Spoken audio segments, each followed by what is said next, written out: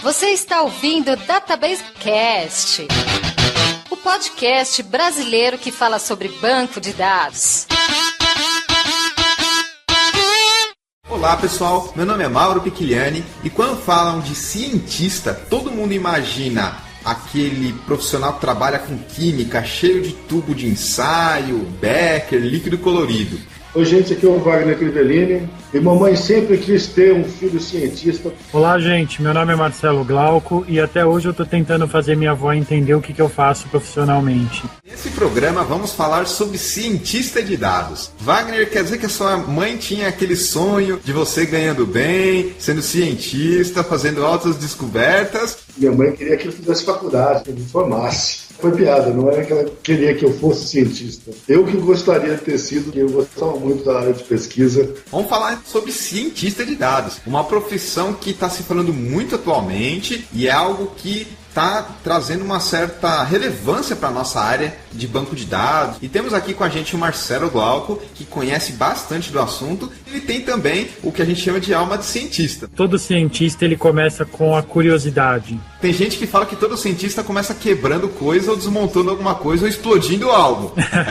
Desde criança eu desmonto coisas, quebro, eu nunca montava de volta. Eu sempre fazia alguma outra coisa com que eu desmontei. Eu acredito que tudo isso nasceu muito da minha curiosidade pelo funcionamento das coisas, pela forma como as coisas acontecem. Profissionalmente eu acabei trabalhando com banco de dados porque foi um assunto que eu me apaixonei e ser cientista de dados foi algo que veio naturalmente em seguida, dado tanto volume de dados que eu trabalho e trabalhava. Então vamos lá, falar sobre essa nova profissão, o cientista de dados, logo após a leitura de e-mails, comentários e tweets.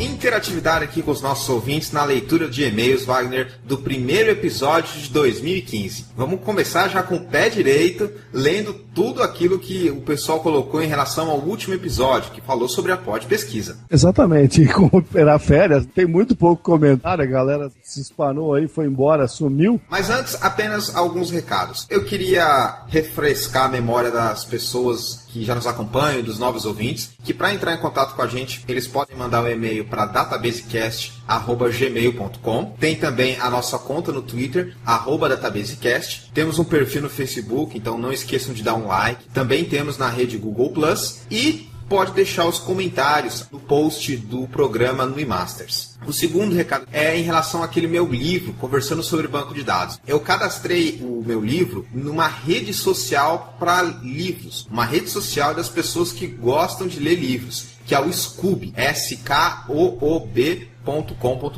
Tem lá o meu livro Conversando sobre Banco de Dados, nessa rede social. Quem quiser comentar, marcar que já leu, ou interagir com o pessoal dessa rede social Scoob. É interessante e legal essa ideia de rede social para livro. Não costumo ler muita coisa técnica nos meus horários particulares, vamos dizer assim. E o que eu leio eu não costumo publicar, mas tudo que eu procurei até hoje tinha no Scoob. É muito legal. É praticamente um IMDb de livro. O link vai estar aqui no post. Quem quiser obter mais informações sobre ele está lá. Vamos lá, pegar a interatividade do último programa de 2014, que a gente falou sobre a pod pesquisa. Foi um programa meio diferente do que a gente faz, mas mesmo assim a gente teve um feedback legal. Nós tivemos também um programa do Database Cast, eleito aqui no eMasters, como um dos melhores programas do ano. O Master sempre procura, no final do ano, divulgar os melhores trabalhos aí que foram publicados. E tem um Database Cast lá no meio. O programa sobre o MongoDB. O Masters coloca melhores de 2014 e separaram sobre a história do MongoDB, que foi um programa que a gente gravou em 2014. Teve essa republicação. Não é que o episódio é novo, é só uma republicação. Bom, sobre os comentários. Nesse fim de ano, tivemos só 4 comentários, muito positivos, por sinal, mas apenas 4 dessa vez. Primeiro, do Daniel Braga. Ele escreveu aqui: depois de uma madrugada de migração de ambiente, bora baixar um Database Cast pra relaxar. Depois que eu migro o ambiente, eu vou dormir. Eu não vou ouvir Database Cast, não, cara. Obrigado por ter ouvido. E depois ele manda uns parabéns pra nós e obrigado pelos episódios de 2014. Muito obrigado pelos comentários aí, Daniel. O segundo comentário foi do Eduardo Klosowski. Aí ele dá algumas sugestões aqui sobre o próximo programa que a gente falar sobre pesquisas, se a gente pudesse publicar alguma coisa para facilitar mineração e a navegação nos dados. Ele chamou de mineração, mas na verdade ele está falando da navegação nos dados como se fosse realmente um infográfico. E a ideia realmente é muito boa. Eu entendo que faltou isso aí na nossa página. A dica do Eduardo está muito correta, concordo plenamente com ele. Visualização de dados é algo importante, realmente não tinha, mas teve um link no post que levava para a página da Pod Pesquisa com vários gráficos. Tinha gráfico de linha, gráfico de barra. Aí que está o comentário dele, eu acho que ele não escreveu isso, mas eu também olhei aqueles gráficos, mas os gráficos também são muito pobres, cara. A gente que é do ramo, olha para aquilo e fala, nossa, que coisa, né? Podia melhorar muito. Mas é uma ideia. Próxima vez a gente pensa em publicar alguma coisa junto também. Em seguida, o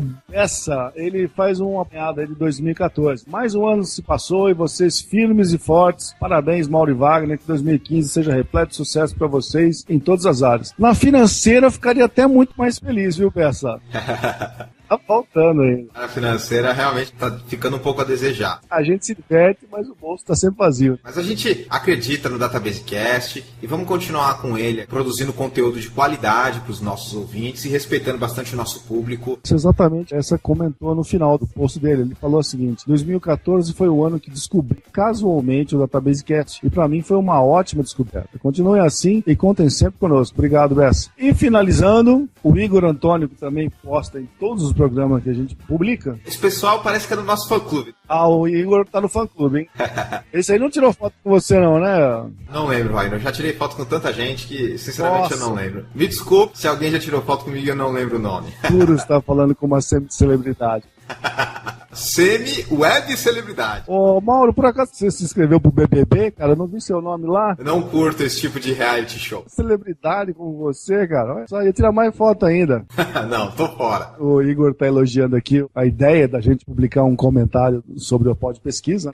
E ele tá falando que acha que no fim o perfil tanto do geral quanto do DatabaseCast não fugiu muito do que ele imaginava. Ah, nossa galera nerd é sempre a mesma coisa. Ouviu o podcast e tá mais ou menos vinculado com a gente. O perfil realmente ele é bem parecido em relação aos outros programas também, e ainda tem um pouco disso porque a mídia podcast ainda é uma mídia nova, uma mídia de nicho, ou seja, tem um perfil que é diferente de outras mídias, mas é um perfil importante, é um perfil que é fiel e que continua acompanhando e dando um feedback legal. Em particular, nossos ouvintes que sempre estão fornecendo algum comentário. A gente sabe que existe uma grande quantidade de pessoas que só ouvem o programa, que não interagem com a gente, mas pelas interações que a gente tem, pelos e-mails, os comentários, os tweets e as informações em redes sociais, a gente sabe que o pessoal está acompanhando, está gostando, está curtindo, também reclamando algumas coisas, às vezes dando sugestão de melhorias, mas o pessoal está lá falando com a gente. Exatamente. E o Igor encerra desejando um ótimo 2015, escrevendo que seja ainda de mais conquistas. Muito obrigado, Igor. Igualmente. Vamos torcer para que 2015 seja realmente muitas conquistas. Vamos lá para os e-mails então. Tivemos alguns e-mails interessantes, Wagner, e eu separei aqui alguns deles. O primeiro que eu vou comentar é do André Petrus Angelides. Bom dia, Mauro e Wagner. Primeiramente, quero agradecer a vocês pelas ajudas que doam através dos casts. Ainda não tive tempo de ouvir todos os programas, mas vou pegando os temas de forma aleatória,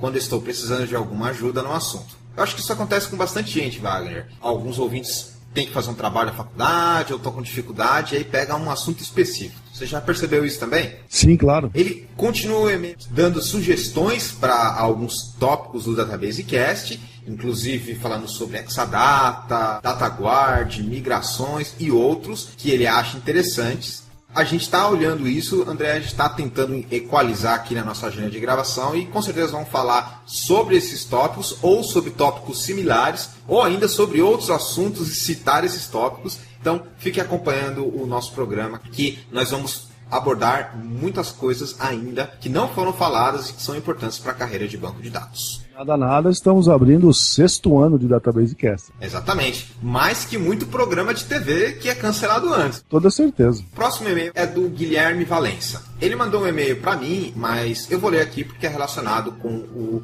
DatabaseCast. Bom dia. Meu nome é Guilherme e acompanho o DatabaseCast há um bom tempo. Gosto muito do programa. Estou com uma dúvida em relação a MBA e quero seguir a carreira de BI, mas percebi que é necessário uma boa experiência em banco de dados. A minha dúvida é se tem problema eu fazer um MBA em BI primeiro, ou é melhor fazer em banco de dados e depois focar em BI. Quem vai responder essa pergunta é o senhor Wagner Crivellini, que tem mais experiência em BI e em MBA do que eu. Eu trabalhei muito tempo com isso e vou te dar uma opinião. Existem vários perfis distintos que se encaixam na área de BI. Os mais técnicos, e aí sim você precisa conhecer bastante de banco de dados, porque todo o segredo do BI está escondido na velocidade de banco de dados que está com ele, seja ele do jeito que for, o relacional, o multidimensional, no SQL, seja o que for. E tem a parte do analista de negócios. Esse é um negócio que independe do conhecimento técnico e, para falar bem a verdade, geralmente o técnico não tem um conhecimento suficiente para fazer análise, que aí já envolve questões como, por exemplo, conhecer um pouco de estatística para fazer uma análise legal. Veja bem, não basta conhecer só do negócio, porque você pode aplicar BI a qualquer coisa. Você precisa ter algumas ferramentas matemáticas aí para facilitar a tua análise. Então eu não vejo problema de você não conhecer bem banco de dados e trabalhar com BI.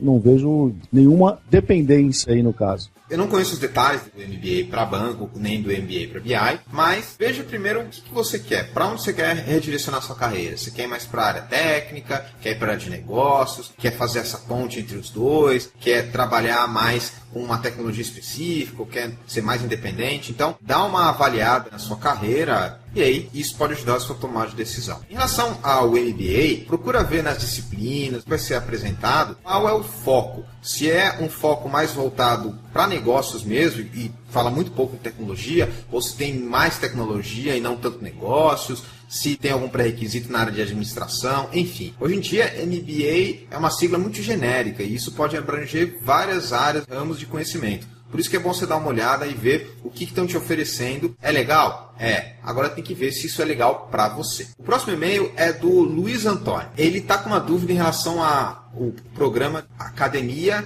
e Mercado, que a gente gravou falando sobre os usos de bancos de dados na pesquisa e mercado, que é o dia a dia de várias empresas. Sim, lembro.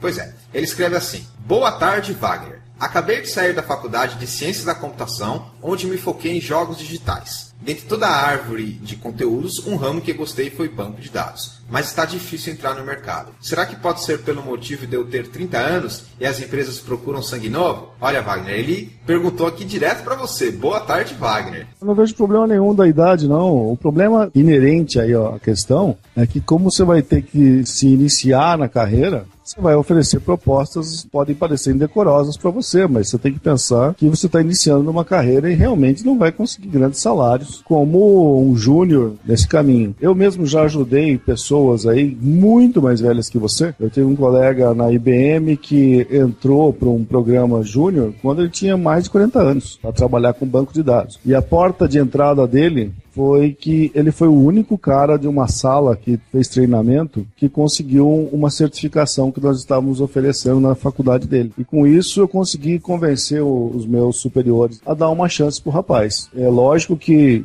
a questão de ter uma certificação vai abrir caminho para você também. Essa questão de idade, em termos de contratação, realmente é complicada, porque a gente não consegue falar sobre todas as empresas. A maioria delas, pelo menos as que a gente conhece, não tem esse tipo de problema. Agora, pode ser que alguma delas tenha essa limitação ou não dê oportunidade por causa de idade, enfim. Tem muita empresa aí no mercado e é complicado a gente falar um pouco sobre isso. O que eu estou vendo pelas pesquisas que a gente faz, pelos contatos, pelas pessoas que a gente conversa, é que não tem muito problemas. Desde que você seja uma pessoa esforçada, tenha bastante vontade de aprender e, como o Wagner comentou, se sujeite a certas coisas, principalmente pelo fato que você não tem experiência na área. Mas, óbvio que isso depende muito de cada empresa. Às vezes tem uma política que a contratação tem que ser tal em tal faixa etária, tal e tal gênero. Isso, obviamente, que não é aberto para todo mundo, mas internamente sabe-se que isso acontece. Enfim, pode acontecer também. A gente não sabe exatamente os detalhes, mas pode ser que exista uma política de RH nesse tipo em certas empresas. Não é algo assim falado abertamente, mas que tem.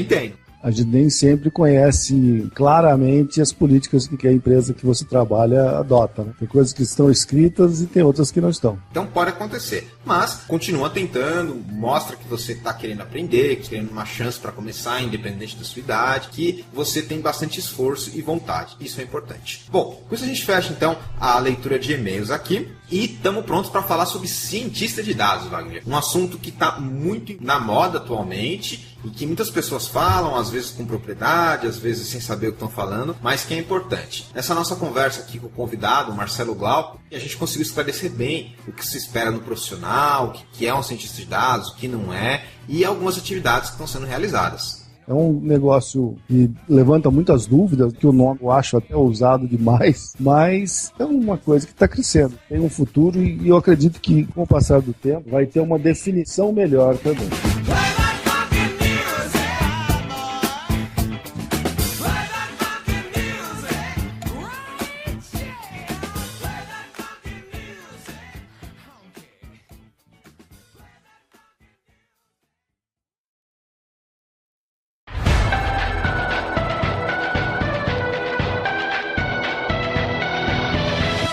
Eu me lembro que em 2012 eu escrevi um post no blog que eu fazia na IBM, na época eu trabalhava na IBM, e eu estava falando exatamente da profissão de cientista de dados. Apesar do exagero do nome, eu sempre achei que tem um exagero aí nessa nomenclatura, imagino que a coisa está se consolidando e nos últimos 2 anos evoluiu. Marcelo, você que trabalha no assunto e está no dia a dia, fala um pouquinho aí para nós, quem que é o Marcelo Glauco? Comecei a trabalhar com internet em 98, quando eu era ainda bem incipiente no Brasil. Eu me lembro que quando eu estava na USP, na época mais ou menos, o Brasil inteiro tinha um link de 1 mega para servir o Brasil inteiro. Foi o primeiro link implementado aqui, depois, isso foi antes de 98, obviamente, depois a coisa ganhou dimensão. Eu acabei trabalhando em algumas startups da época pré-bolha e sofri com a bolha também, acho que como todo mundo que começou naquela época. O estouro da bolha em 2000, depois a gente foi indo para outras empresas, fazendo outros negócios, e eu me apaixonei por banco de dados nessa época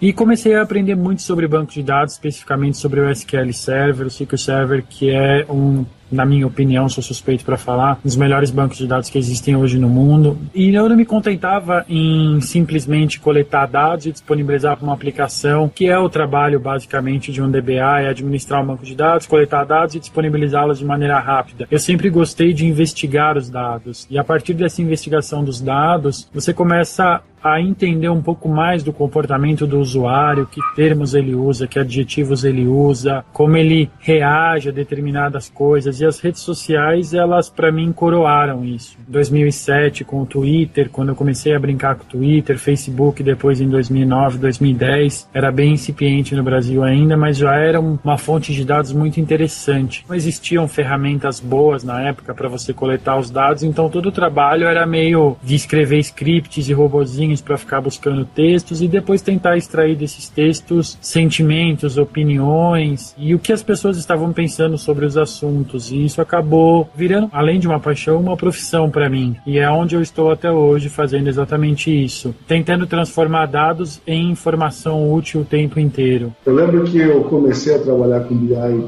no começo dos anos 90 e naquela época a gente também já tinha esse discurso de transformar dados em informação. E aos poucos a gente vai conseguindo finalmente fazer o que era prometido 20 anos atrás, vamos dizer assim. Exatamente. Em 2009 todo mundo começou a falar sobre análise de sentimentos, todas as empresas lançaram ferramentas de análise de sentimentos, o próprio Financial Times lançou, e aquilo era uma piada, porque eles simplesmente classificavam adjetivos e achavam que estavam extraindo hábitos do usuário. Todas essas ferramentas fracassaram e agora, acho que 5, 6 anos depois, nós estamos começando a realmente conseguir analisar sentimentos, por exemplo, na internet, nas redes sociais. Deixando um pouco de lado essa questão de semântica, de falar de cientistas de dados ou não, essa tarefa e essas atividades que estão envolvidas com os dados, elas são feitas há muito tempo atrás, antes inclusive de ter essa nomenclatura. Queria comentar um pouco sobre, primeiro, a formação que a gente encontra nas pessoas que estão trabalhando com esse tipo de coisa, porque, como eu comentei, já está há um bom tempo, apesar de não ter esse nome que é mais recente, para depois a gente falar um pouco de trabalho. Eu tenho, assim, uma visão, e talvez eu possa estar enganado, vocês possam me corrigir, que é uma mescla, que a gente falava muito antigamente de multidisciplinaridade. Tem que ter um pouquinho de estatística, estatística, aí o cara tem que conhecer bastante de matemática também, de programação, banco de dados, envolve vários aspectos. Isso é um dos, digamos assim, ingredientes que você põe no caldeirão quando você está mexendo o caldo para formar um cientista de dados. Sim, isso é verdadeira ciência de dados, extrair informação de dados. Os primeiros casos de sucesso foram contra fraudes, operadoras de cartões, bancos, buscando padrões em pessoas que cometem fraudes, buscando padrões em transações de fraudes. Isso vem lá desde 1980, 1990, já vem esse tipo de busca para tentar realmente minimizar prejuízos financeiros. Depois, com o advento da internet e das mídias sociais, o cenário muda um pouco. Falando sobre formação, conhecimentos imprescindíveis, obviamente. Matemática, estatística, não tem como não trabalhar com estatística. Você citou a estatística e você também falou que você estudou na USP. Eu fui um pouco mais louco, eu fiz física. Eu acho que é um dos poucos físicos que a gente teve aqui. Não vou dizer que é o primeiro, não, cara. Acho que é o primeiro que se confessa.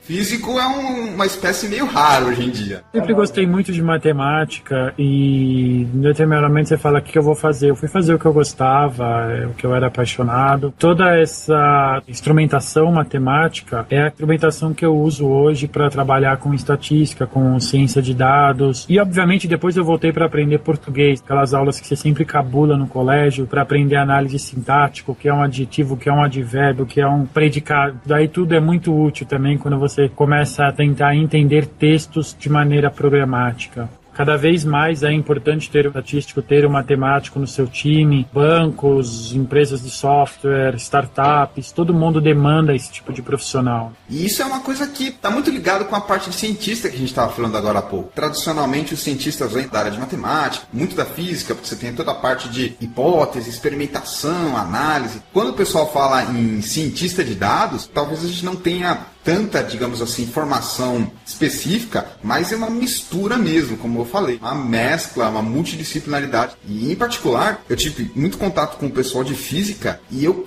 detectei bem claramente isso neles. Mais até que o pessoal de matemática. Eles são muito bons de experimentação, de hipótese, em relação a, por exemplo, o pessoal de computação. O pessoal de computação, que faz ciência da computação, curso específico de banco de dados, análise, eles não são mais tão focados nessa parte de hipótese, metodologia científica, que é básico e muito importante para quem faz essas áreas mais teóricas, matemática, física, química também, e que é extremamente importante quando você fala em cientista de dados. Eu nunca vou esquecer da primeira aula que eu tive na USP, uma professora de Física 1. Foi a primeira aula, literalmente falando, a primeira frase que eu ouvi como aluno da USP foi: para ser um cientista, para ser um pesquisador, você tem que aprender que você nunca sabe nada, mas tudo se passa como se fosse deste jeito. Então, nunca diga eu sei, diga sempre eu não sei, mas tudo se passa como se fosse assim. Foi essa frase exata que ela usou. Eu acho que essa frase, ela resume muito a experimentação científica. Quer dizer, você propõe uma hipótese, você formula a pergunta corretamente, você cria os caminhos para achar as respostas, e aí você, no final, se suas hipóteses forem validadas, você finalmente diz que tudo se passa como se fosse daquele jeito.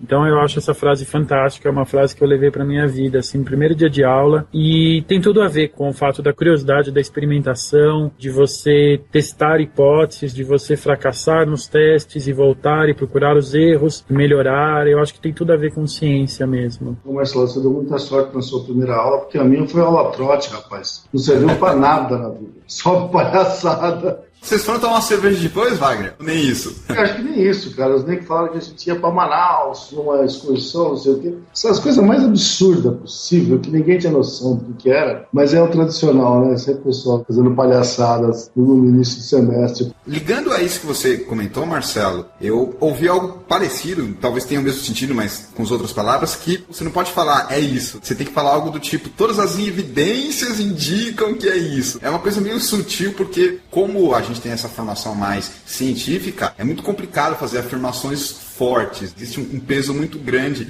nesse tipo de afirmação. E é uma coisa que, infelizmente, até como crítica, eu estou vendo pouco nesses novos perfis que se falam de cientista de dados. Eu vejo muito vaga de cientista de dados ou pessoa que fala que é cientista de dados e não tem quase nenhum conhecimento do que realmente é a metodologia científica, da postura, do mindset que você tem que ter quando você trabalha com a parte científica. Até porque, provavelmente, a pessoa está focada 100% na parte prática. Já está lá na frente com os algoritmos, com as análises, e esquece bastante dessa parte mais, digamos assim, básica, fundamental, que vai te segurar em tudo aquilo que você for fazendo. Exatamente, falou bem. As faculdades, elas dificilmente vão ensinar você a fazer algo do ponto de vista prático. Eu entendo que o papel de uma faculdade, de uma universidade, seja despertar a curiosidade em você e te ensinar a ser autodidata. Eu vejo essa diferença muito clara entre faculdades de primeira linha e faculdades de segunda linha. E não é arrogância. Eu tive a oportunidade de entrevistar bastante gente para trabalhar comigo durante vários anos. E você percebe que as faculdades, elas se dividem nas faculdades que ensinam e nas faculdades que te ensinam a aprender. As faculdades que te ensinam a aprender, elas geralmente formam profissionais melhores, porque qualquer coisa que você aprenda hoje em termos de linguagem de programação, em termos de prático, provavelmente vai estar obsoleto quando você estiver se formando. Um aluno de primeiro ano de uma faculdade, hoje, boa parte do que ele aprender, é claro, exceto a base, que é matemática, exceto a base de estatística, exceto a base de lógica de programação, o resto provavelmente vai estar obsoleto quando ele se formar. Então, quem não aprende a aprender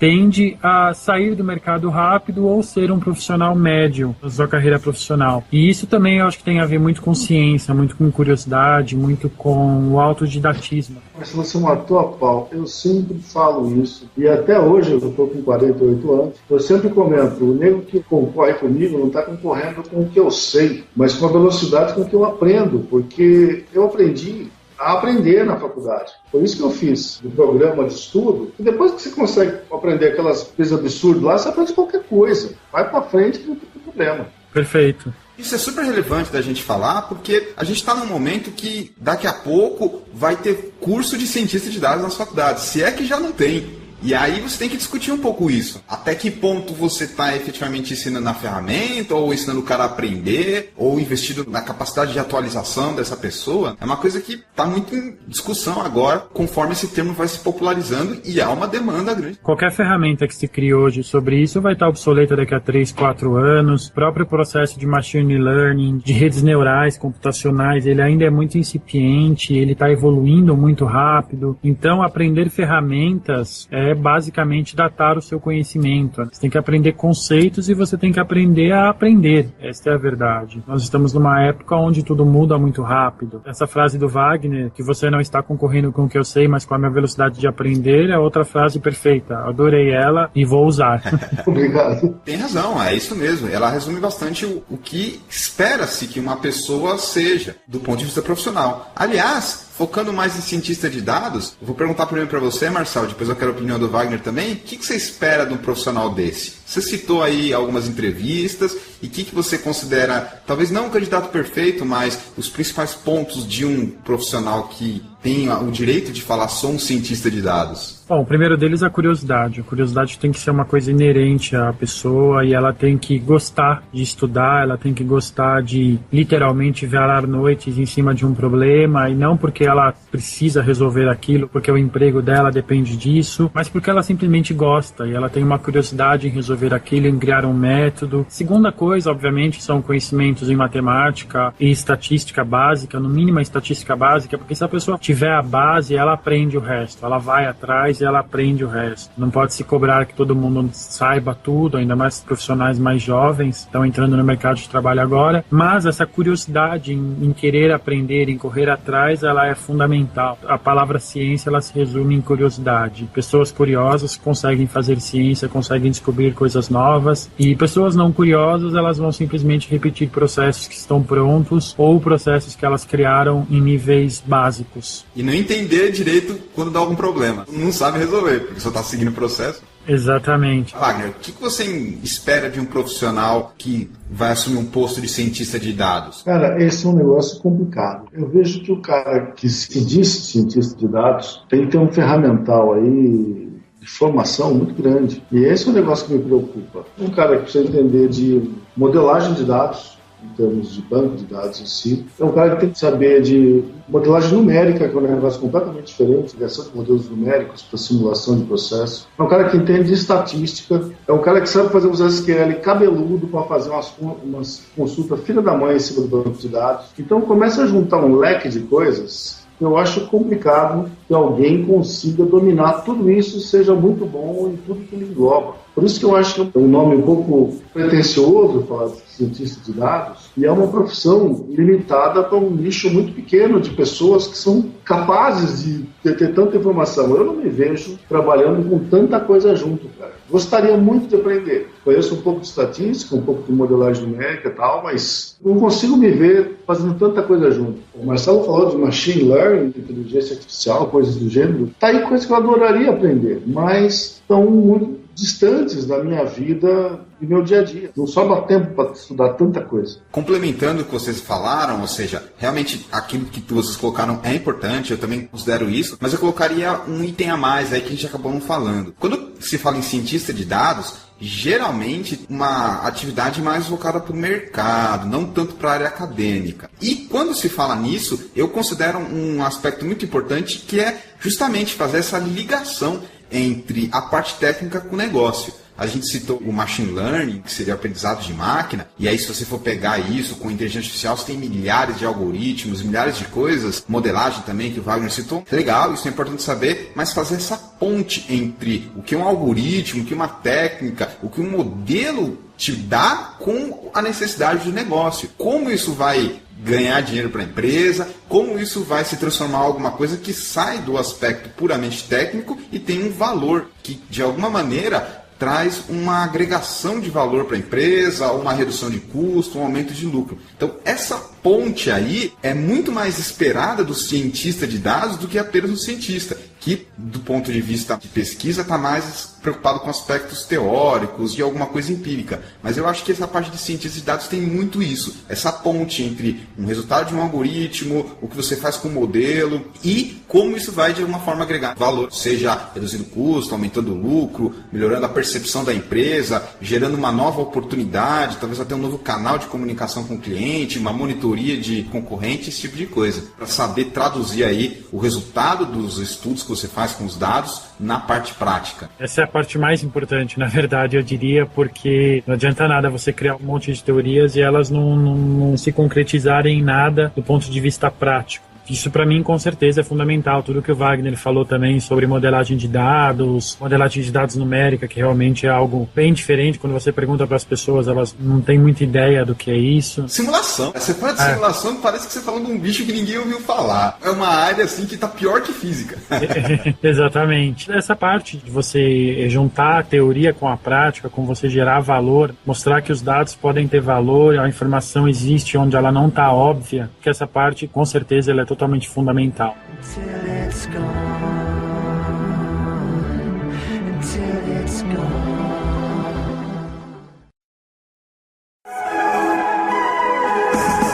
Já que destrinchamos, colocamos na mesa e esclarecemos as nossas impressões sobre a semântica de cientista de dados, vamos falar um pouco mais da parte prática, a parte mais do dia a dia e também dos conhecimentos envolvidos com quem trabalha com dados. Existe muita coisa, como o Wagner falou, às vezes é até difícil a gente se atualizar, mas tem algumas, digamos assim, áreas que estão mais em evidência e ferramentas também. Então, Marcelo, o que você está vendo aí de ferramentas, conhecimentos de algo específico para cientistas de dados que está chamando a atenção de várias empresas, que está garantindo até certo ponto um destaque para o cientista de dados em relação, por exemplo, a um DBA ou a um programador estatístico, ou até um físico também?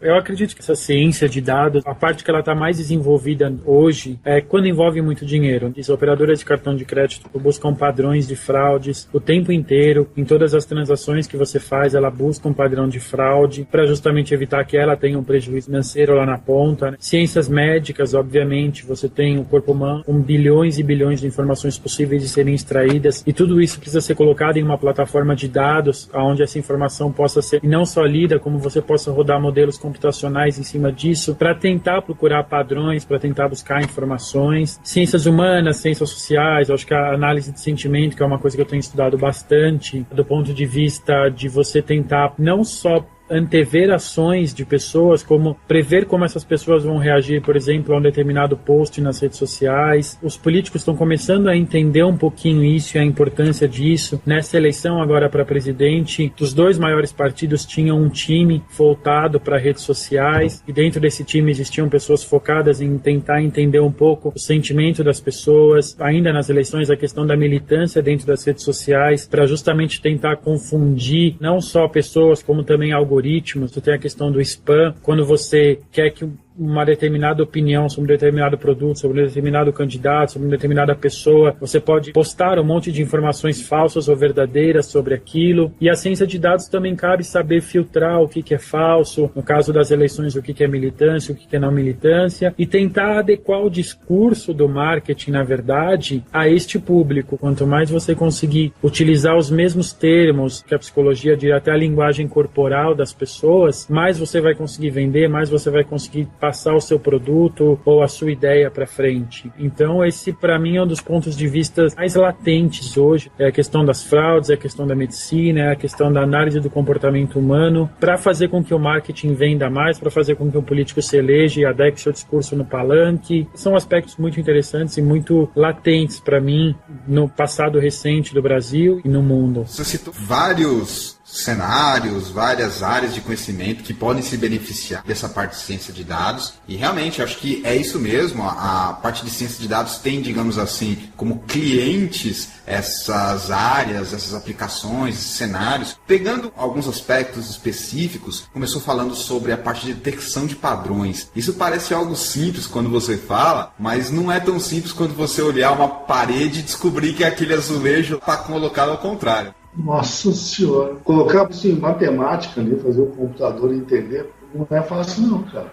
Tem muita coisa por trás, por exemplo, só essa parte de descoberta de padrões. Outro que você comentou, a parte das previsões, que também está ligado um pouco com aquilo que a gente falou de simulações, é um outro bicho gigantesco que você vai ter que aprender a domar e que gera, por exemplo, as famosas análises if-then, se acontecer isso, quais as implicações, enfim. Tem também toda uma parte de monitoria que você também citou, a parte das redes sociais, saber lidar com essa enxurrada de dados e conseguir extrair alguma coisa dela. É uma outra parte, um outro continente de conhecimento. O mercado financeiro também, buscando prever o mercado a partir das emoções que estão rolando no Twitter. Então você tem uns algoritmos hoje interessantes que dizem que as pessoas estão felizes, tristes. E isso tenta prever como o mercado financeiro vai se comportar, até hoje sem muito sucesso, mas estamos no caminho. Eu acho que nós estamos nem na adolescência ainda, nós ainda estamos na infância de tudo isso. E a gente vai passar pela adolescência. Adolescência é período complicado. Não sei vocês, mas em geral não é fácil não. Tudo passa por fases. Você tem a infância onde você testa tudo sem muito medir as consequências. Você tem a adolescência onde você usa aquilo sem nenhum tipo de critério ou, digamos assim, caráter. E depois vem a fase da maturidade. E eu acho que a gente está muito na infância ainda. Aí, Wagner, aprender na infância é mais fácil. Eu que tô velho, eu sei como é difícil começar a aprender e emagrecer depois de velho. Pô, coisa difícil. Mas eu queria fazer uma pergunta até meio retórica para pedir uma opinião do Marcelo. Retórica porque eu tenho a minha opinião, mas eu acho que alguns ouvintes gostariam de ouvir uma pergunta e uma resposta nesse sentido. Mas há algum tempo atrás estava rolando aí as conversas de computação cognitiva lá, o tal do Watson da IBM estava rolando e estavam falando muito disso aí. Teve não sei quantos milhões de acessos aí no YouTube e tudo mais. Hoje em dia já não estamos falando tanto tempo porque não tem nenhum evento mais de propaganda disso. Mas você vê esse tipo de esforço na linha junto com o cientista de dados, ou você acha que isso é um esforço concorrente? Eu acho que é um esforço completamente tudo a ver com o cientista de dados. A computação cognitiva, ela tenta endereçar, na verdade, situações complexas em algoritmos computacionais. Sendo sincero, eu nunca li muito sobre computação cognitiva na definição, mas eu imagino que assim, e aí você me corrija se eu estiver errado, por favor, Wagner. A gente está tentando imitar o cérebro humano. Como o cérebro humano toma decisões, como o cérebro humano analisa padrões, e aí você começa a inserir até psicologia aqui no meio, e aí vai muito do que você falou. Eu acho que é impossível para uma pessoa numa vida vida a aprender todas as ciências necessárias. Então, por isso que a multidisciplinaridade, os multiprofissionais, um psicólogo, um psiquiatra, um estudioso do cérebro, junto com um cientista de dados, junto com um DBA, junto com um cara especialista em Big Data, todo mundo trabalhando junto num time, cada um agregando o que sabe. Porque, no fundo, o dia que a gente entender como o nosso cérebro trabalha, quando a gente conseguir matematizar como o nosso cérebro funciona, o primeiro passo para a gente realmente ter uma inteligência artificial de verdade. Claro. E para quem não se lembra ou não chegou a entrar em detalhes dessa história do Watson, que era uma das maiores campanhas promocionais em relação à computação cognitiva, acho que foi o tal do Watson. Quem não sabia como ele tomava a decisão era em cima de estatística também. Ele tinha os algoritmos dele para chegar ao qual tinha maior probabilidade de acerto. E daí, às vezes ele falava umas asneiras monstruosas, não sei se vocês lembram de um programa de perguntas e respostas. Eu lembro disso. E aí foram melhorando o algoritmo dele e ele começou a sair umas respostas com melhor precisão, e daí ele ganhou o jogo. Né? Em 2009, eu li um documento que a taxa de acerto era de 23%. Hoje a gente já está chegando em números bem melhores. Claro, cada situação é uma situação, não dá para você esperar que um algoritmo responda sobre matemática, sobre filosofia e sobre ciências sociais, mas se bem programado para responder sobre um determinado assunto, a gente está conseguindo, pelo que eu li, taxas em 70% de acerto já. Eu acho que é uma boa taxa. Nossa Senhora. E isso é legal porque quando você começa a falar em algoritmos e entrando de cabeça nessa área, é uma coisa que o cientista de dados vai ter que lidar com isso como se fosse arroz e feijão. Ou seja, você vai ter que conhecer lá os principais algoritmos, em particular de mineração de dados, de IA, e saber os detalhes específicos dele, customizá-los para o seu cenário, e muitas vezes fazer o que o pessoal chama de ML Pipeline, que seria o pipeline de Machine Learning, que é não só mais usar um algoritmo, mas um depois do outro, saber como adaptar a saída de um para a entrada em outro. Não está mais tão simples assim de simplesmente pegar um algoritmo lá e rodar e ter resultado, não. Além de entender o que ele faz, os parâmetros, as entradas, o tipo de retorno que ele dá, hoje em dia se fala bastante nisso, de colocar em sequência vários algoritmos, em particular aí os de mineração de dados. Isso faz parte de quem quer trabalhar com cientista de dados, não tem jeito. Você vai ter que ter aquele seu toolkitzinho preferido, seja o ECA, ou seja alguma coisa em Python, ou seja alguma coisa em Java, não importa muito mais. Você tem que ter o seu conjunto de algoritmos ou ferramentas que já te dão um algoritmo com possibilidade de customização para conseguir resolver esses problemas. Além de, claro, ter um pacote de estatística, tipo o MATLAB, ou o próprio R, o R. Por fim, você vai ter que apresentar isso para alguém. Então você vai precisar ter como formatar isso em gráficos, digamos assim, deixar bonitinho e comestível para alguém que entender. Acho que, basicamente, o principal ferramental do cientista de dados. Pode ser também alguma coisa de banco de dados, mas aí já foge um pouco, porque aí talvez ele precise de uma ajuda de um DBA, ou às vezes ele está num arquivo texto, enfim. Esse é o ferramental básico, a chave de boca do mecânico, o parafuso e a chave Phillips do eletricista. A instrumentação, ela é matemática, no fundo, ela é estatística, e aí você tem tudo que vem para te ajudar a extrair esses dados. E tem uma outra questão muito importante também, que linka um pouco com transformar isso em informação útil para uma empresa, uma informação útil para o mercado, que é como visualizar essas informações, né? A gente gosta de enxergar, costumo brincar como se fosse na Matrix. A gente gosta de ver aquele monte de linha, célula, coluna, cubo, mas um de gerente, um diretor de uma empresa, ele quer ver aquilo do ponto de vista prático. E aí nasce um outro desafio, que é como transformar toda essa informação em algo visualizável, digamos assim, por quem não está interessado na parte científica, mas sim na parte prática, que é como apresentar isso, entre aspas, para o seu diretor, para o presidente da sua empresa, que é um outro campo fantástico também. O pessoal chama de data viz. Exatamente. A gente já falou um pouco sobre isso no episódio sobre infográficos, que é uma maneira de você apresentar o resultado final numa linguagem mais fácil, mais simples, com recursos do jornalismo. Mas voltando para essa área de data viz, tem uma outra área que eu tenho estudado um pouco, bem assim de lado, mas que eu vejo pouca gente comentar, a mistura da mineração de dados com a visualização de dados, que o pessoal chama de mineração visual de dados. Ou seja, eles têm uma visualização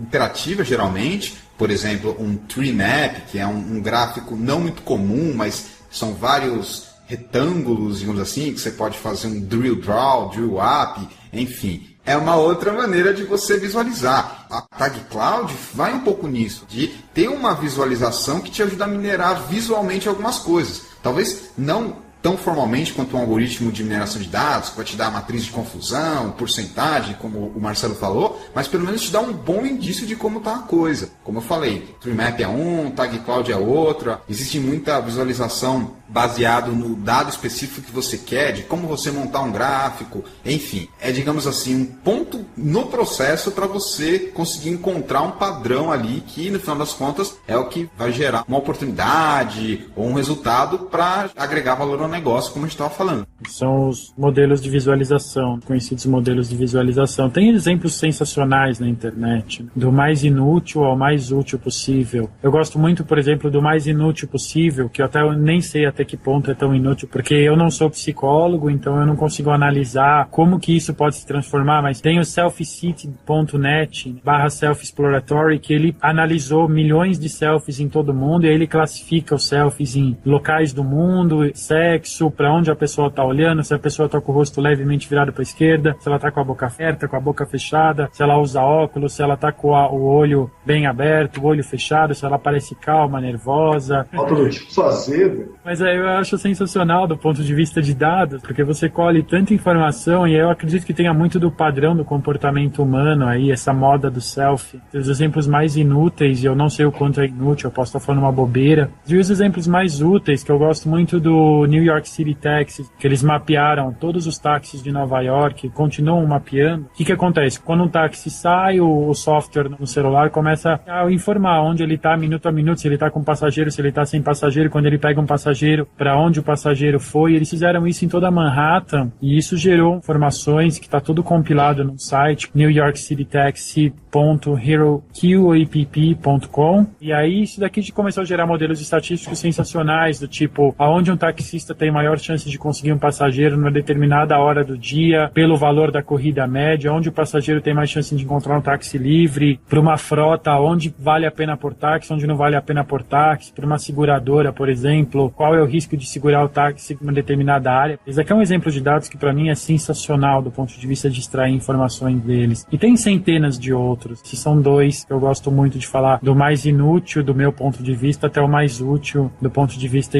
financeiro. Vocês acharam que não é tão útil assim? Eu dei uma olhada e eu achei extremamente interessante e útil. Primeiro porque, além de ter um aspecto social, você consegue inferir várias coisas sobre como anda o comportamento das pessoas em região. Por exemplo, certa região tem um tipo de selfie diferente do outro. Isso pode indicar alguma coisa socialmente ou culturalmente falando. Além da parte emocional também, que você pode analisar baseado na data das selfies. E a parte intelectual também. Você pode ver como as pessoas estão vivas, perdendo tempo.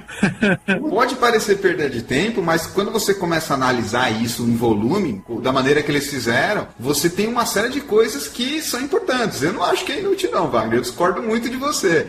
Tem muito aspecto psicológico aí por trás. Às vezes você pode detectar certas coisas que podem abrir oportunidades. Por exemplo, se você vê numa região que todo mundo está tirando selfie fantasiado, você pode abrir uma lojinha de fantasia lá perto, ou fazer um evento que as pessoas têm que ir fantasiadas. Ou no caso do celular, agora, certos celulares estão vindo com câmeras da frente melhor do que câmera de trás, justamente por causa da selfie. Eu não vou discordar que esse eu não compro. Oportunidades de negócio relativas à estupidez individual, mas que é uma individual Eu não acho que é estupidez, né? Eu acho que é a maneira de a pessoa se expressar, tirar uma fotografia de si mesma, mas beleza, é discutível. O que eu tô falando do estudo que foi feito, que é super bacana, porque, além de tudo, ele é interativo, ele permite que as pessoas naveguem e descubram seus próprios padrões. Isso também é uma coisa muito ligada ao que o pessoal fala do crowdsourcing. Não mais só o cientista de dados gerando os algoritmos, os resultados, mas abrindo para outras pessoas explorarem e descobrirem padrões, descobrirem classificações e ocorrências que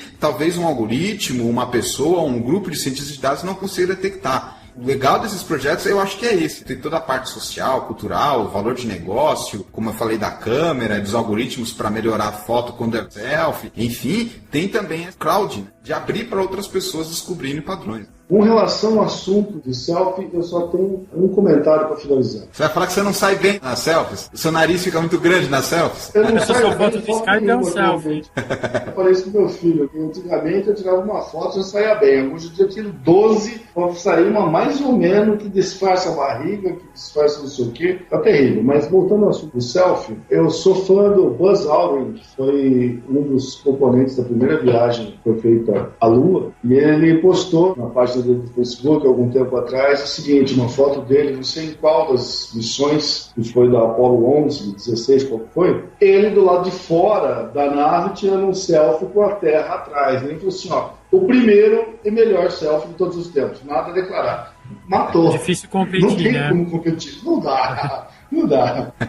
Eu só quero falar um detalhe que o Mauro sempre me enche o saco do engenheiro de plantinha, que não sei o quê, que me toma paciência. Professor Mauro, você sabe qual era o título da minha tese não, do meu relatório de iniciação científica? É relatório? Não é nem uma dissertação? Ah, uma dissertação. Não quis falar tese. Não é um trabalho de conclusão de curso, Wagner? Não, pra mim, relatório é menos que um TCC. Bom, então vamos dar um nome adequado. É uma dissertação porque, inclusive, a FAPESP me disse que tinha nível de tese de pós-graduação. Mas deixa pra lá. Você quer saber o título? Manda, Wagner. Era um título gigante que eu estava pensando aqui e lembrei do título inteiro. Era Aplicação do Modelo Computacional de Hall para Simulação do Processo de Irrigação por Sulcos, que era um modelo matemático. Nós estávamos falando aqui para fazer simulação do processo. Foi uma dissertação que eu apresentei em 88 na FAPESP.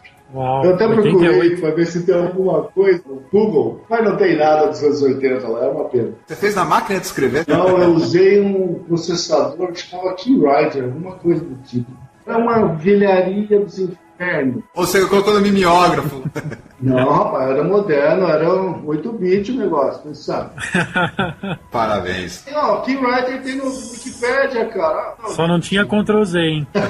Eu falo brincando, mas eu respeito o seu estudo da irrigação e como é que é o nome do cara? Modelo de Ohm, é isso? Hall era um americano, né? Ele escreveu um artigo em 56 fazendo um modelo matemático para simular o processo. E depois eu fui fazer uns testes lá e realmente funcionou. O negócio era interessante. Muito bom, Wagner. Parabéns.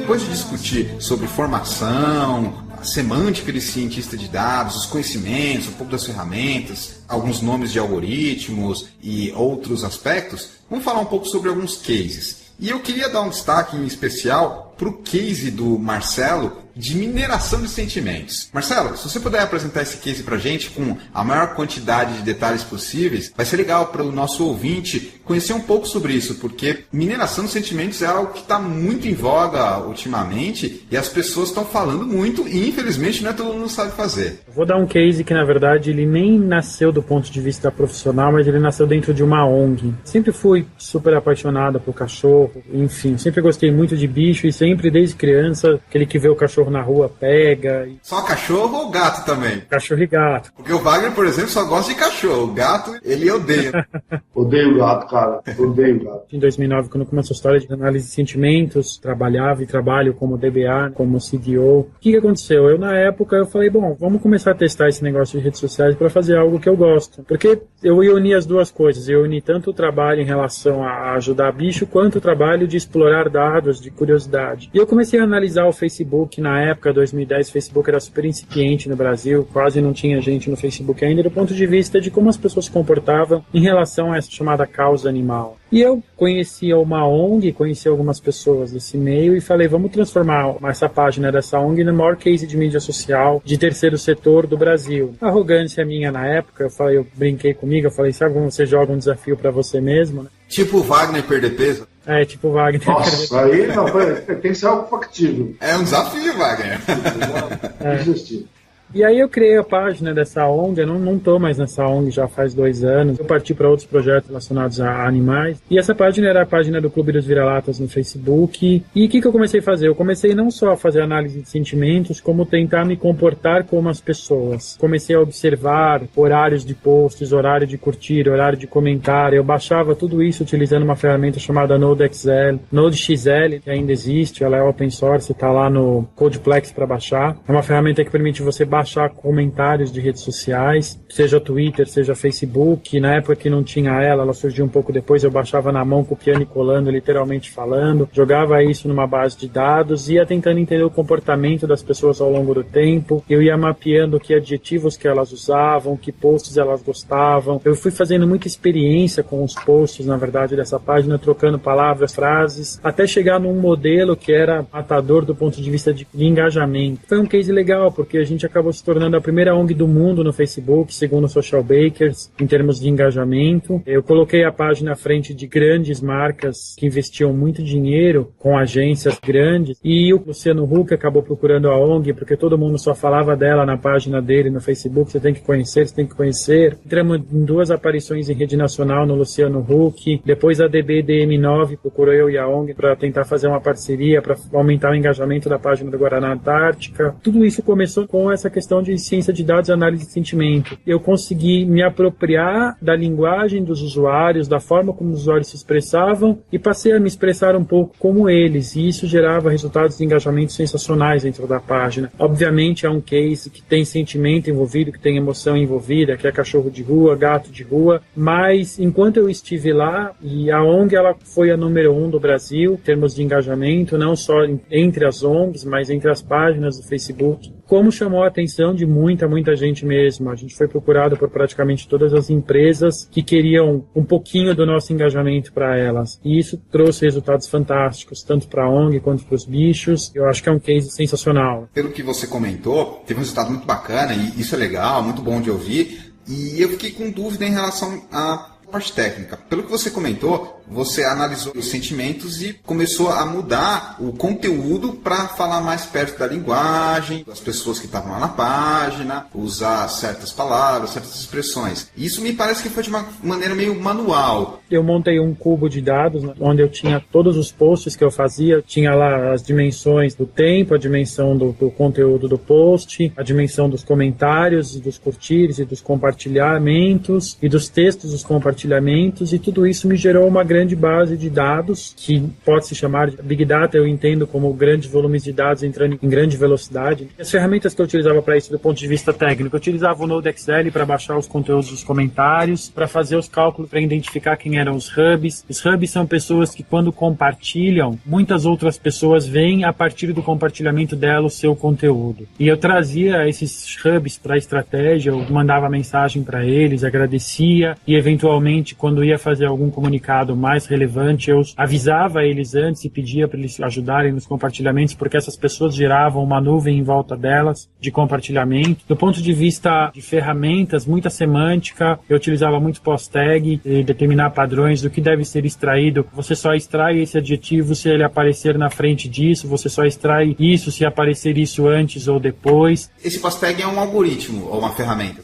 Post-tag é um algoritmo, é uma forma de você extrair dados. Utilizava modelos ocultos de Markov, os famosos HMM. Os modelos ocultos de Markov, eles são algoritmos de estatística. Vamos supor assim que você não conheça a fonte da informação, você não tem acesso à fonte da informação, e você precisa extrair informação apenas a partir do que você observa, sem ter acesso à fonte. Os modelos de Markov são modelos estatísticos para você fazer justamente isso. Eu os utilizei, eu criei um monte de equações próprias para esse tipo de negócio, digamos assim, e eu fazia muita extração de adjetivos e advérbios, eu classificava o sentimento das pessoas em relação a determinadas tags, eu aprendi o que não usar, aprendi o que usar dentro deste case, e depois eu comecei a trabalhar com algumas personalidades também fazendo a mesma coisa. Hoje eu faço isso profissionalmente em uma grande corretora de seguros brasileira. A gente está tentando mapear todo o mercado de seguros do ponto de vista emocional e entender o que faz as pessoas comprarem seguro, entender quais são as variáveis emocionais na compra de um carro, na compra de um seguro, e o que determina uma pessoa comprar ou não um seguro. Falando de São Paulo, por exemplo, eu li que 30% dos carros só que rodam em São Paulo tem seguro, ou seja, se você bater seu carro em São Paulo, você tem 3 chances em 10 da outra pessoa ter seguro, 7 você se ferra. Então essas as composições que a gente está fazendo. Eu estou trabalhando num case de um banco também de investimentos, é mais sigiloso, que eu posso falar e o que eu não posso falar, mas basicamente está tentando entender o que faz com que um determinado grupo de pessoas decida por uma ou por outra aplicação. Não é um banco de varejo, extremamente difícil, extremamente desafiador, mas do ponto de vista para quem gosta disso, sensacional. Eu fiquei com a impressão que um ponto em comum de todos esses cases que você comentou é justamente a parte de análise de sentimento, que, digamos assim, é uma dimensão relativamente nova em relação ao que a gente tinha tradicionalmente. Por exemplo, você falou em BI,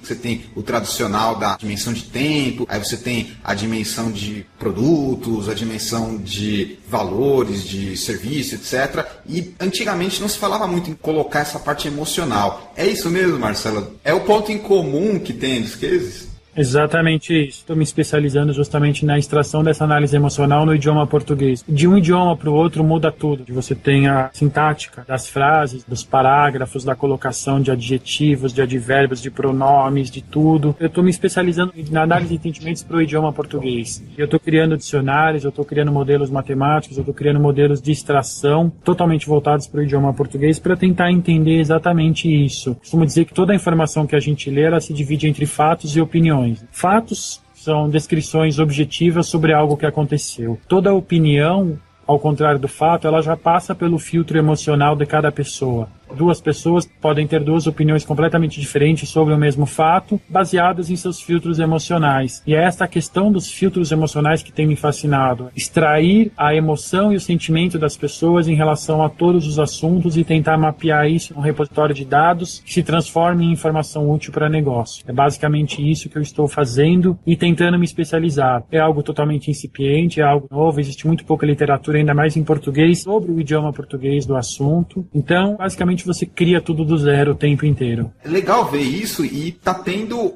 digamos assim, uma demanda grande por isso também. Tá fazendo muito sentido começar a analisar cada vez mais esse tipo de dimensão ou colocar essa dimensão e esses dados de emoção junto com o que você já tinha de dados. É uma coisa que até certo ponto eu particularmente não gosto muito, porque para mim tem um pezinho ali na psicologia e é um pezinho que eu não gostaria de ir, mas me pareceu pelo seu perfil que você gosta. O cientista de dados também tem que pensar isso, se ele quer ir um pouco mais para essa parte de psicologia, porque no final das contas você deve usar muita coisa dessa área. Você acaba criando personas. Eu diria que, eu não sei se é impossível, mas eu diria que para mim seria impossível você classificar cada pessoa de um jeito único. Você acaba criando grupos de pessoas, personas, que a psicologia chama. E aí você resume isso a basicamente eu não vou tentar classificar todas as emoções que existem, eu vou me resumir às 6 principais emoções. E a partir dessas 6 principais emoções, eu vou tentar classificar cada persona em uma determinada emoção, cada post em uma determinada emoção. E quando você começa a coletar muita informação sobre a mesma pessoa, você começa a construir como aquela pessoa reage, como aquela pessoa escreve, que palavras que ela usa e como que ela reage a determinado estímulo que é dado a ela. Tem muito de psicologia, eu não sou psicólogo, eu vou mais do ponto de vista estatístico mesmo. Você tem toda a razão, tem muito de psicologia. Para ver novamente aquilo que a gente está falando, é uma área muito multidisciplinar e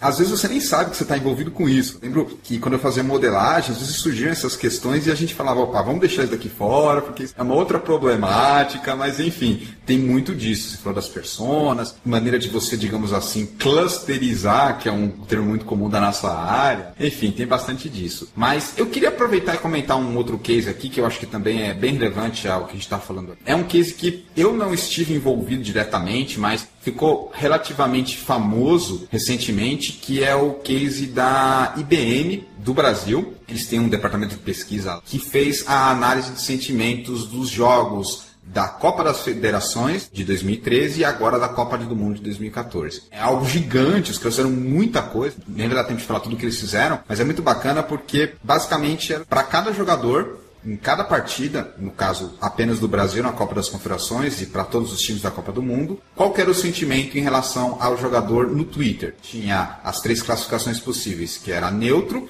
positivo ou negativo, para cada jogador em cada partida. Isso demandou um trabalho absurdo por trás, as pessoas nem imaginam, porque tem tanto pormenor aí, tem palavras que as pessoas escrevem errado, tem sinônimos para jogadores, tem um pouco de sotaque, tem maneiras de você classificar baseado na técnica de Steam, enfim, tem uma infinidade de problemas por trás disso, mas o pessoal lá da IBM conseguiu. E basicamente, o que eles fizeram com isso? Além de ter a aplicação no celular que mostrava essa informação, eles usaram tudo isso para auxiliar os comentadores da TV. Geralmente depois do jogo, Milton Neves, sei lá quem, eles estavam recebendo essas informações do pessoal da IBM que tinha essa análise. Então, você vê que era uma coisa que estava completamente, digamos assim, oculto por trás dos panos, mas que estava chegando para a pessoa de uma outra forma. Foi basicamente isso que eles fizeram. Óbvio que tem muito mais detalhe por trás desse case, e nem eu sei tudo, porque não estive envolvido, né? Eu só conversei com alguns pesquisadores, o professor Cláudio Pinhanes foi meu professor também envolvido nisso, mas o pessoal fez um trabalho muito bacana e pioneiro em relação à língua portuguesa, que é o que você falou. Você deve caçar quem está estudando isso, porque realmente são poucas pessoas que estão levando isso no nível profissional. Reza a lenda que a Alemanha também utilizou. A Alemanha parece que tinha 50 cientistas de dados e DBAs e tudo mais, um time de 50 pessoas trabalhando justamente na coleta de dados sobre como cada jogador de cada seleção atuava em campo, como ele se sentia sob pressão. Eles analisaram 2 anos de jogos de todos os jogadores, jogaram isso numa plataforma de dados e essas informações eram transformadas em informações úteis para o técnico da Alemanha. Saiu uma matéria disso em várias revistas, fala justamente sobre como a Alemanha utilizou o Big Data para bater o Brasil naquele jogo vergonhoso de, nem lembro, foi 7-8-0. Para fechar em negócio de futebol, eu vi uma piadinha uma vez que era o seguinte, era um quadrinho que era o técnico falando pro seu time, olha, o nosso adversário está usando o Big Data, então todo mundo vai começar a chutar bola com a perna trocada. Se você chuta com a direita, você vai chutar com a esquerda. Hoje a gente tem camiseta transmitindo informação, né? Tênis transmitindo informação. A gente está começando a viver um mundo que a gente não faz nem ideia de onde ele vai parar. E não só no futebol. Recentemente eu vi que no começo de 2015, todas as quadras oficiais da NBA, a Liga de Basquete Profissional, vão ter pelo menos, acho que umas 20 câmeras especiais para rastrear onde está cada jogador de basquete. Porque eles estão falando que antigamente se analisava só as estatísticas de basquete do ponto de vista de pontos e de estatística mesmo. Agora eles estão colocando essa parte espacial. Onde na quadra, qual jogador está fazendo o quê? Então, isso que eles estão fazendo precisa de uma instrumentação. No caso, eles investiram, gastaram uma grana preta para colocar em todas as quadras oficiais da NBA essas câmeras de rastreamento, para fazer análises muito mais avançadas, considerando essa questão do espaço. Então temos mais trabalho para o cientista de dados. Acho que não vai faltar emprego para a gente por um bom tempo. A gente já falou bastante sobre cientista de dados, sobre manipulações, também alguns aspectos técnicos, e está na hora da gente ir para a parte final do nosso programa. Como é de costume, gostaria de começar agradecendo o Marcelo pela participação no Database Cast, obrigado, e abrir esse espaço para você falar suas considerações finais em relação ao que a gente conversou e também sugestões para quem está mais perdido que segue em tiroteio nessa área e quer começar a dar os primeiros passos. Primeiro eu queria agradecer a oportunidade, porque realmente é algo super novo, é algo que você acha muito pouco por aí quando você vem procurar, principalmente no Brasil. Tem a oportunidade de ir para fora com alguma frequência, e lá isso é um assunto um pouco natural no nosso meio de esquisitos, digamos assim. Mas aqui ainda é um assunto bem do tipo, o que é isso, como é que isso funciona. Então é uma oportunidade de levar um pouco de conhecimento, de mostrar para as pessoas para que serve, que existe um mercado de trabalho nisso. Para você que está vendo esse case, que vai estar pensando em fazer uma faculdade, não sabe se faz medicina, filosofia ou ciência da computação, talvez isso te dê uma linha, algum norte para você decidir aí o que você quer ser, o que você não quer ser, do tipo, eu ouvi esses caras é tudo maluco, vou fazer ciências humanas, mas sabe que nas ciências humanas você também vai ter que usar isso em algum momento. Pode até fazer, só não coloca responsabilidade na gente, se não der certo.